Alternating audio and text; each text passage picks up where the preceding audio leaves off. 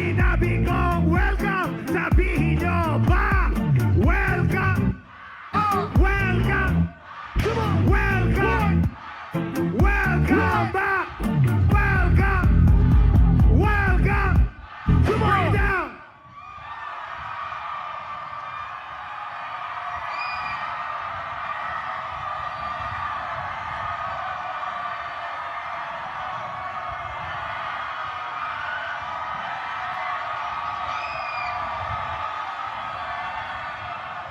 Sa sino mang maingay, meron akong ibibigay. Sa sino mang maingay, meron akong ibibigay. Mga lalaki, sabay-sabay ngayong hapon, let me hear you say, oh. Sabay say, oh. Mga babae, sabay-sabay ngayong hapon, say, ow. Parang mas marami ang babae ah. Baka sa babae ko ito maibigay. Mga lalaki, everybody, oh. Mga babae, sabay-sabay, ow. Nako, parang sa babae yata.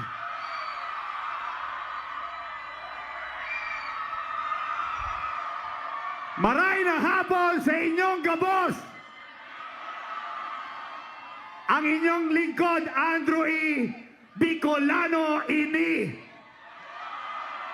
Ako po'y pinanganak, mga kaibigan, sa Bulacan, Camarines Sur. Sino dito ang nalalaman na kung saan pinagmulan ni Andrew E. doon daw ang pinakamaingay? Sino kaya ang nagmamay-ari ng souvenir? Pag sinabi kong 12, sabihin nyo alyansa. 12, 12. Pag sinabi kong para sa, sabihin nyo kaunlaran. Para sa, sino ba ang pinakamaingay? Come on, everybody now! Hands on our ingay! Pinakamaingay! Come on! Asan ang pinakamaingay? Asan ang pinakamaingay? Here we go! 12!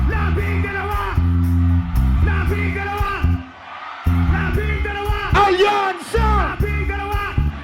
Aw! Para sa! Kaunlaran! Para sa! Bicolandia! Sabayan niyo si Andrew E! Here we go! Here we go! Ako'y nasa Malate!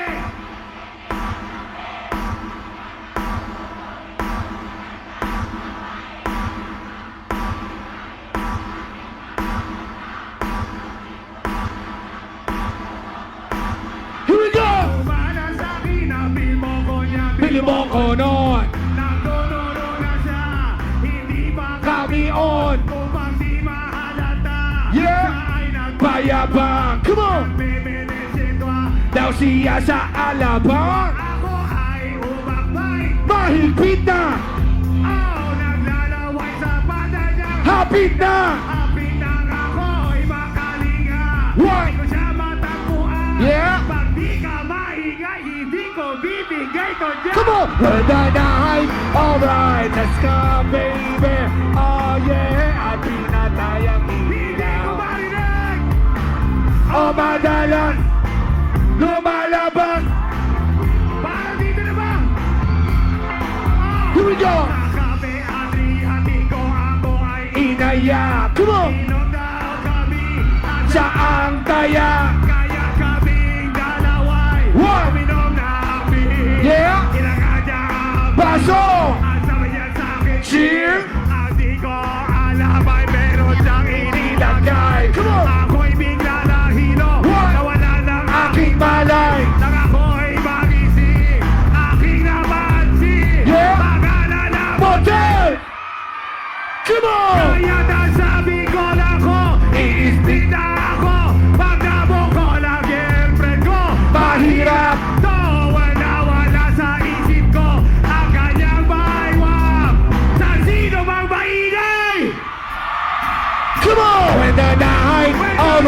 Let's come baby, oh yeah, ang pinatayang ilaw. Everybody sing! Oh madalas, lumalabas. Take it to the song! Oh, darling, darling! Come on! Pinakabaligay! Oh, Madalas, lumalabas. para dito nabibigay! Here we go now, come on! Labing dalawa! Labing dalawa! Ayan!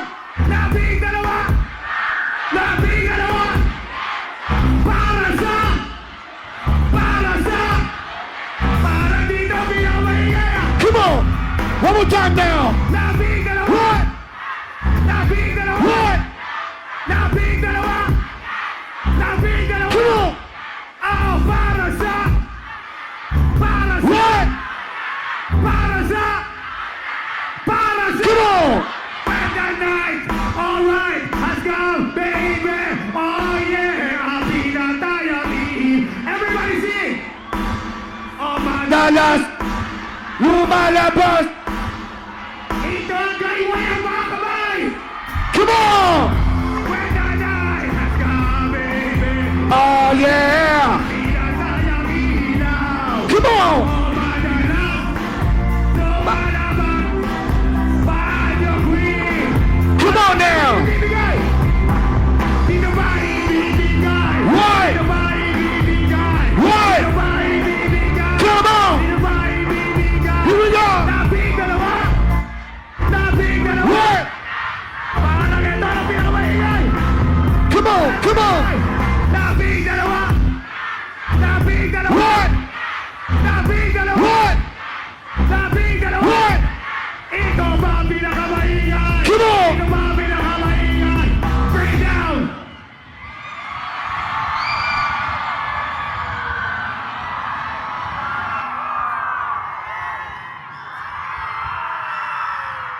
Labing dalawa! Labing dalawa! Labing dalawa! Labing dalawa!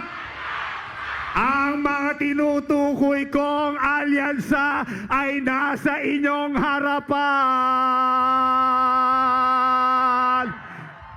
Kasama ni Andrew E. God bless Bicol! Thank you very much! Maraming salamat po, Andrew E.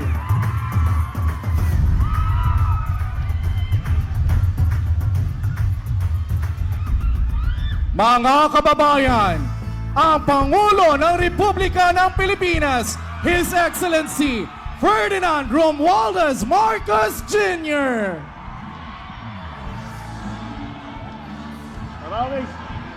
Maraming salamat po. Anong sabi ni Andrew E? 12! 12!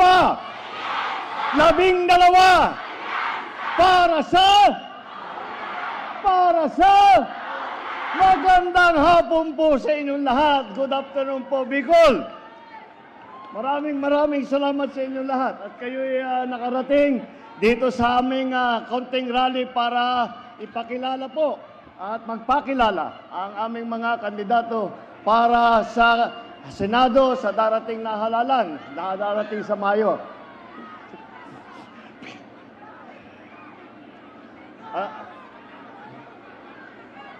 Alam niyo po, kapag ako'y sumasama po sa kanilang mga lakad, ay sinasabi, kampanya mo naman kami.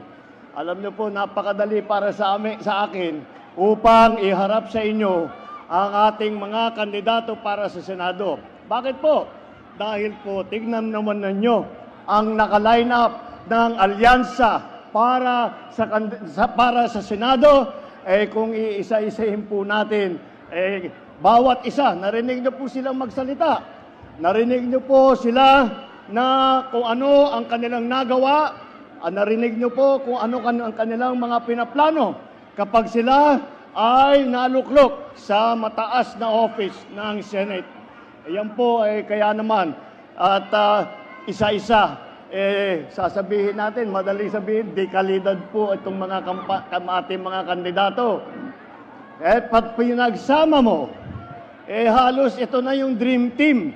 Kung tatawagin para sa politika, ito na yung dream team para sa Senado.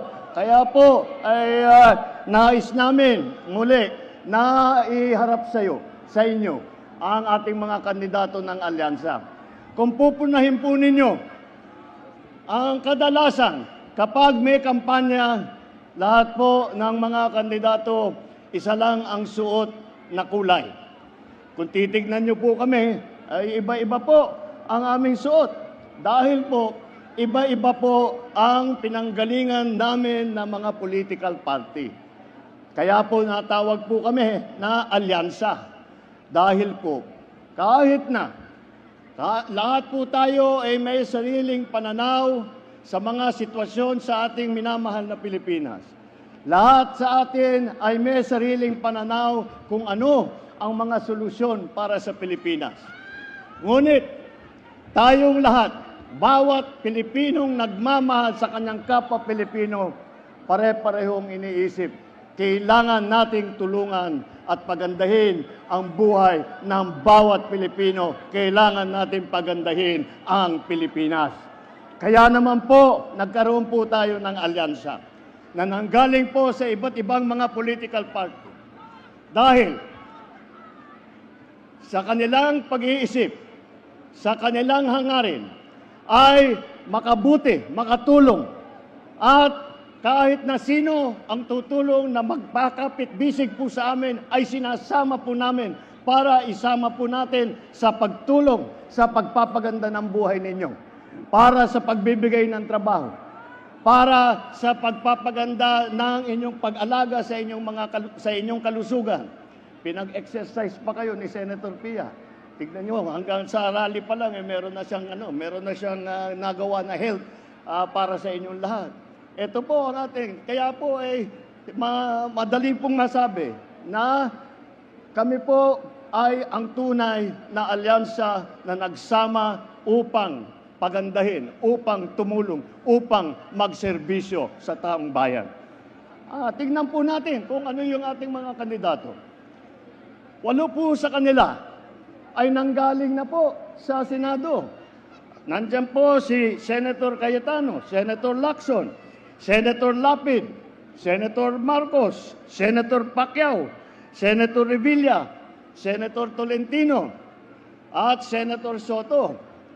Ngunit si Senator Soto rin, ay lahat po sila ay matagal nang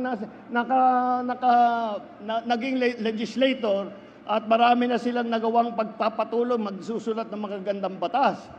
Bukod pa ron, si Senator Soto ay naging Senate President pa. Ay masasabi ko, dahil sarili kong karanasan, dahil po nung senador ako, siya po yung Senate President namin. At alam na alam ko kung paano siya magpatakbo. Kahit po nagtatalo kaming mga senador. Alam niyo naman kami, mahilig kami magdebate. Si Senate President namin talagang nahahanapan niya ng paraan na mag-agree po lahat. Kaya po pag sila ay nabalik na sa Senado, alam na po nila ang gagawin nila. Alam na po nila ang trabaho. Alam na po nila ang mga problema na kailangan bigyan ng solusyon. At alam nila kung paano patakbuhin, paano gamitin ang pamahalaan upang magdala ng serbisyo sa taong bayan. Sa katunayan, ito po naman ay galing po sa House of Representatives, naging congressman po. Andiyan po, Congressman Abalos, Congressman Binay, Congressman Marcos, Congressman Cayetano, Congressman Pacquiao, Congressman Tulfo, Congressman Villar. Yan po, mga record nila. Nakita niyo po, very experienced po. At alam po nila kung paano ang mga pasikot-sikot sa gobyerno. Alam po nila kung paano ang paandarin na mabuti ang ating pamahalaan dahil hindi lamang sa mababang kapulungan kundi pati na sa House of the Senate ay may experience silang lahat. Kaya po, pagka sila ay naupo muli ay may pabayaan na, ipapaubaya na po natin sa kanila. Ako po, sa palagay ko, ako na ang pinakamapalad na Pangulo kung sila ay mahalal lahat. Dahil kung yan ang mga kasamahan ko, napakarami po nating magagawa. Napakarami po kayong mararamdaman na benepisyo na nanggaling sa national government.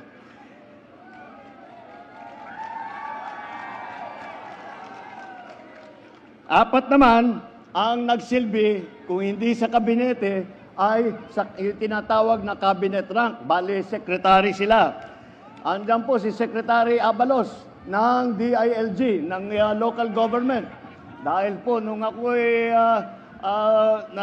umupo at iniisip ko, sino ba ang maganda siguro, nakakaunawa sa mga issue ng local government, may balita ako na meron daw magaling na mayor dati sa Mandaluyong na maraming natanggap na premyo. Kaya sinabi ko, ayan, marunong yan, nakakaintindi. Kaya DILG Secretary noon, si Secretary Ben-Hur Abalos. At si Erwin Tulfo naman, naging Secretary po ng DSWD. Ganun din po ang aking pag-iisip. Noong umupo po ako bilang Pangulo, sabi ko, sino ba ang kilala ko na walang ginawa araw at gabi kung hindi tumulong sa ating mga kababayang nangangailangan. At kaagad, naisip ko po, kilala ko yan, kaibigan ko yan, naging partner ko pa sa radyo yan eh. Ang ating magiging senator, Senator Erwin Tulfo. Andyan din po si Senator Tolentino na nanggaling po sa MMDA, yung Metro Manila Development Authority. Napakahirap po na trabaho yan dahil po, isipin ninyo, lahat ng mga lungsod ng Metro Manila ay kailangan pagkaisahin upang magsama-sama, upang magtulungan na pagandahin para pa maayos ang mga problema ng traffic, mga problema ng tubig, yung problema ng kuryente, lahat po yan ay siya po ang namahala niyan. At ngunit kahit ang ahensya niya ay Metro Manila Development Authority, ay masasabi ko po, dahil ko pagkatapos po ng pagdaan ng Yolanda, doon sa Leyte, at sa Samar, at saka sa Leyte, at saka sa Visayas, nandun po ako. At panay ang hingi po namin ng tulong sa national government. At mabagal po ang response. Ngunit, ang una pong dumating na ahensya, hindi po namin nakalain.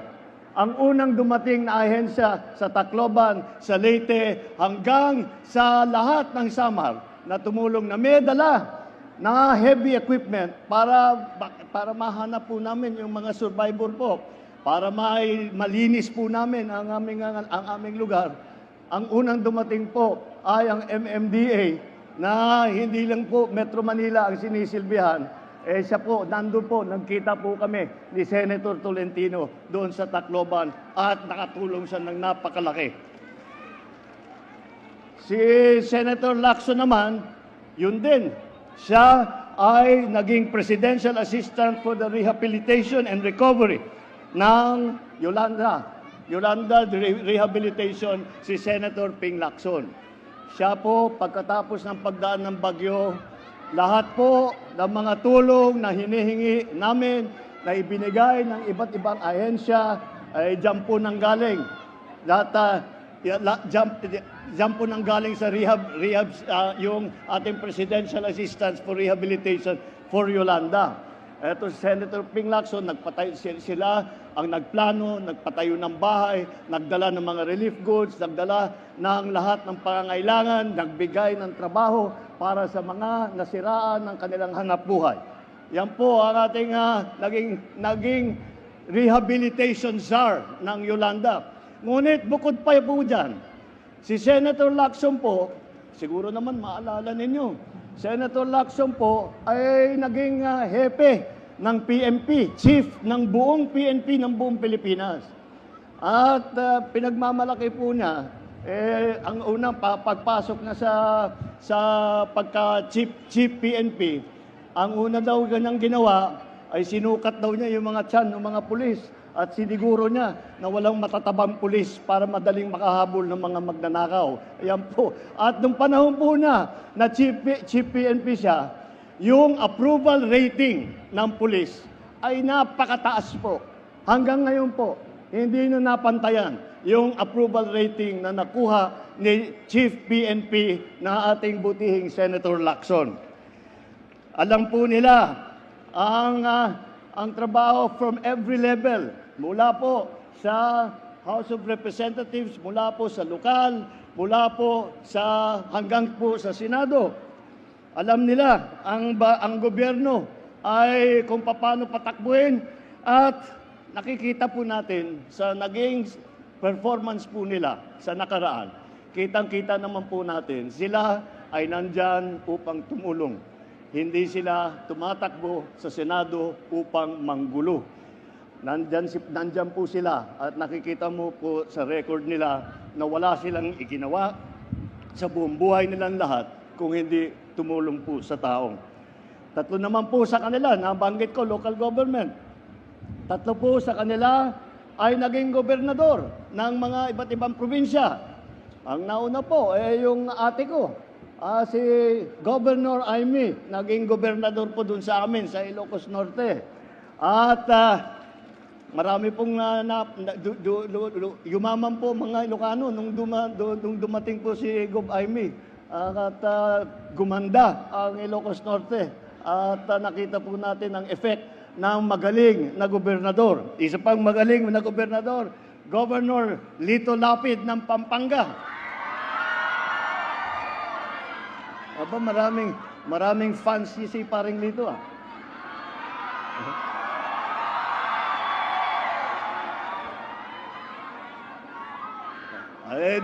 Kilala niyo naman pala ang ating kaibigan. At alam niyo naman kung matagal, siyempre kinikilala natin siyang artista. Pero action star. Hanggang ngayon, action star pa rin.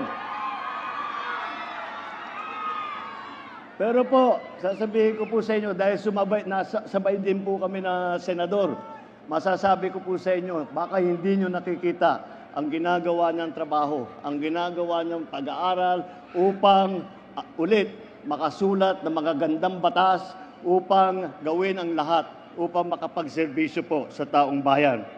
At ang isa pa, naku, siguro kilala nyo ito, ang governor ng probinsya ng Cavite, Governor Bong Revilla.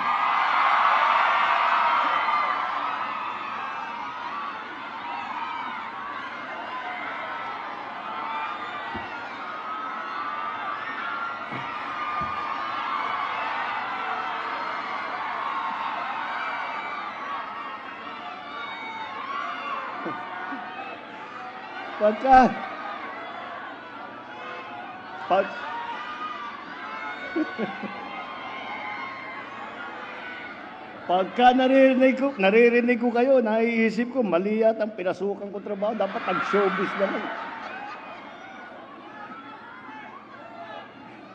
Pero isa pa yon, kilala niyo siya dahil nakikita siya sa television, sa sine, action star din. Hindi niyo po masasabi, pero hindi niyo po alam ng gobernasyon. Kung titignan niyo po, kung kayo po ay nakakadayo, nakakabisita sa Cavite, at nakita ninyo ang Cavite noon, at tignan po ninyo ang Cavite ngayon, makikita nyo napakarami ang ginanda ng probinsya ng Cavite dahil po sa trabaho na ginawa ng Governor Bong Revilla.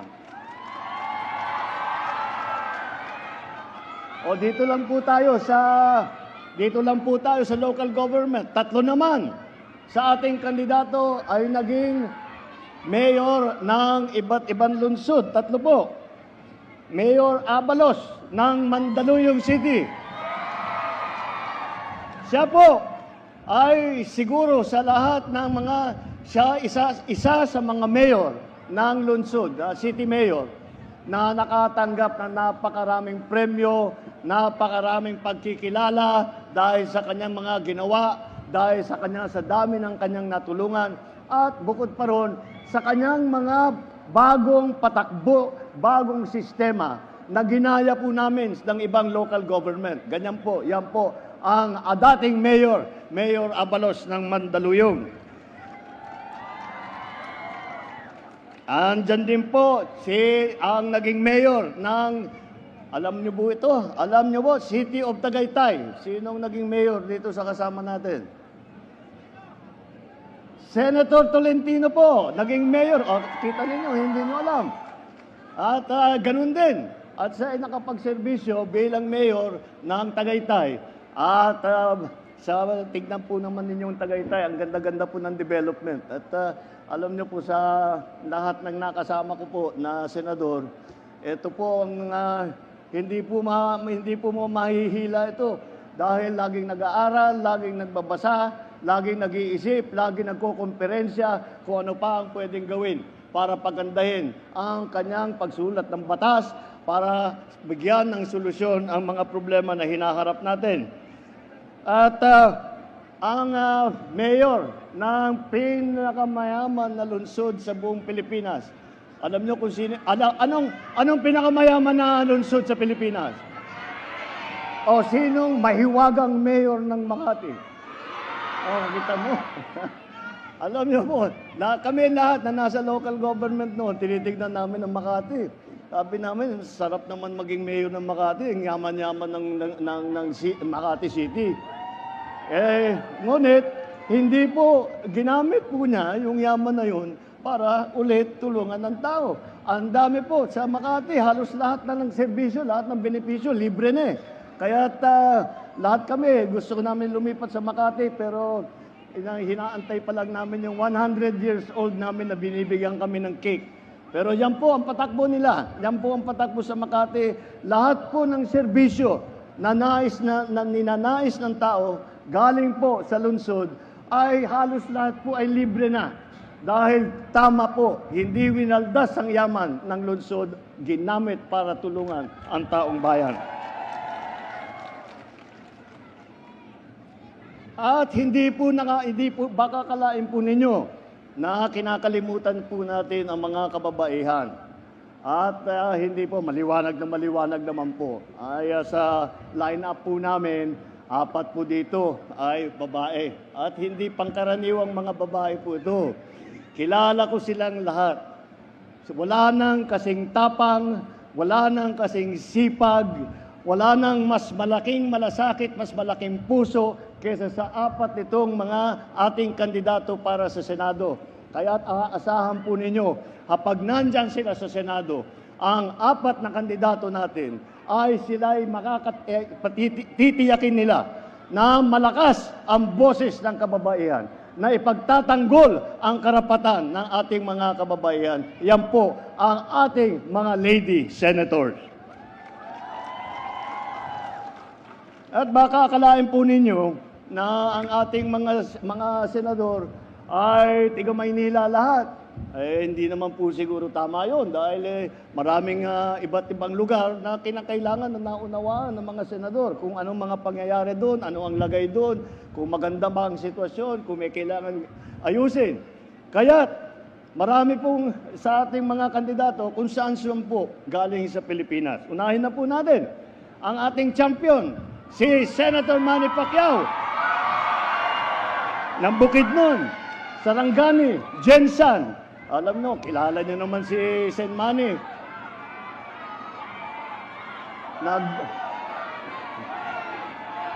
Ayos. Manny.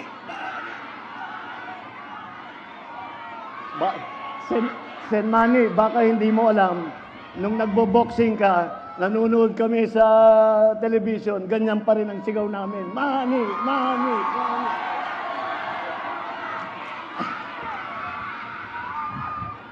Si Erwin Tulfo naman ay Dabawenyo dahil doon sa po lumaki at sa Davao at sa Sulu kung saan po na destino ang kanyang ama na naging bayani ng ating bansa. Yan po, ang si Erwin Tulfo po. At palagay ko na hindi nyo na naabutan ito, ngunit hindi nyo siguro alam ito. Ang unang Senator Soto ay galing po sa Cebu. Kaya po, ang ninuno ng ating SP, Senator Tito Soto, ay galing naman Bisaya man, galing sa Cebu. At alam nyo naman kaming dalawa ni Sen Aimee, kilala nyo po ang aming ina, si Imelda. Si Imelda ay waray-waray man. Kaya yan po, talagang makita ninyo, kung saan-saan po. At sila nakaikot na kung saan sila pinalaki, kung paano nila nauunawaan ang sitwasyon sa bawat lokal. At eto siguradong hindi ninyo alam. Ang pinakabata po natin na kandidato rito, pinakabata pero isa pa sa pinakamasipag ito, mabait at mabuting tao ito, si Camille Villar. Ang ninuno po siya po ay Ilongga. Kaya yung pong mga ninuno niya doon po nanggaling. At marami na po siyang ginagawa doon na marami bilang congressman at kahit noong private citizen lang. Mga kababayan, malinaw po ang direksyon ng aming grupo ng alyansa na ito. Ito ay para sa kaunlaran, para sa kapayapaan. At hindi para ito sa pag-aaway-away at sa pag-aapi.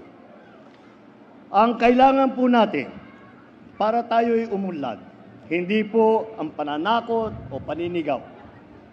Ang kailangan po natin ay solusyon, hindi mga mainit at maanghang na salita na wala namang kabuluhan at wala namang kinalaman sa pinag-uusapan. Ang mga kandidato ng alyansa ay kasama natin sa pagpapataguyod ng interes at kapakanan ng bawat Pilipino.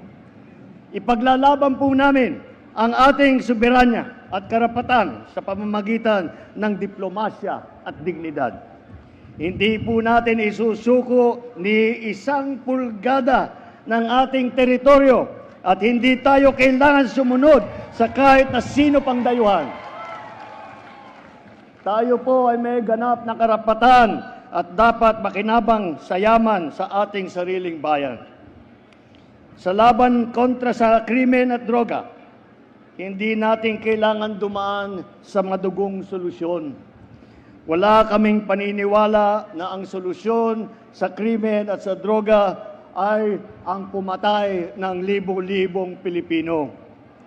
Mga tamang paraan para tiyakin ang kapayapaan at kaayusan ayon ay sa pamamagitan ng mga buong pusong suporta sa ating mga kapulisan at sa ating mga local government. Pagdating naman po sa ekonomiya, sa trabaho, hindi po natin kailangan umasa sa mga iligal na operasyon kagaya po ng Pogo na naging pugad ng krimen at karahasan. Ang solusyon po ay tunay na trabaho, kabuhayan, suporta sa maliliit na mga gawa, sa maliliit na mga ating mga magsasaka at mangingisda. Magkaisa po tayo, kagaya po ng aming pagkakaisa. Magkaisa po tayo at tayo'y magsama-sama muli. At tayo'y magsama-sama upang maabot natin ang ating pangarap, ang ating pinapanaginip ng magandang bagong Pilipinas. Yan po ang hangarin ng alyansa. Yan po ang hangarin ng aming pagsasama.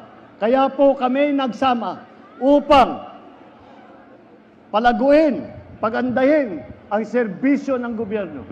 Kaya po, pagdating po sa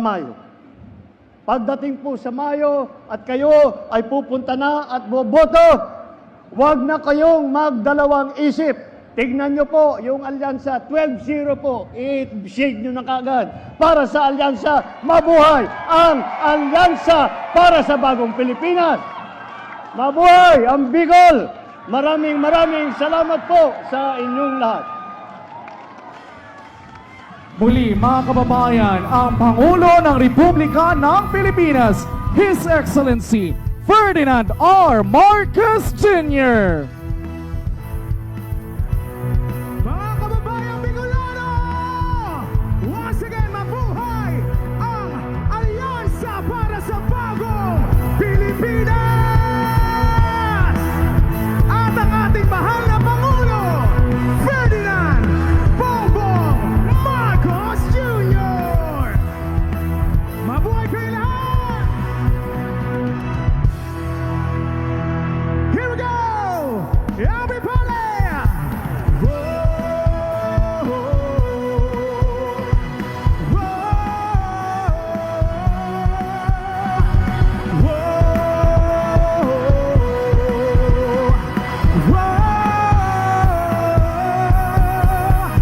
Alyansa ng pagkakaisa, alyansa para sa pag-unlad. Come on!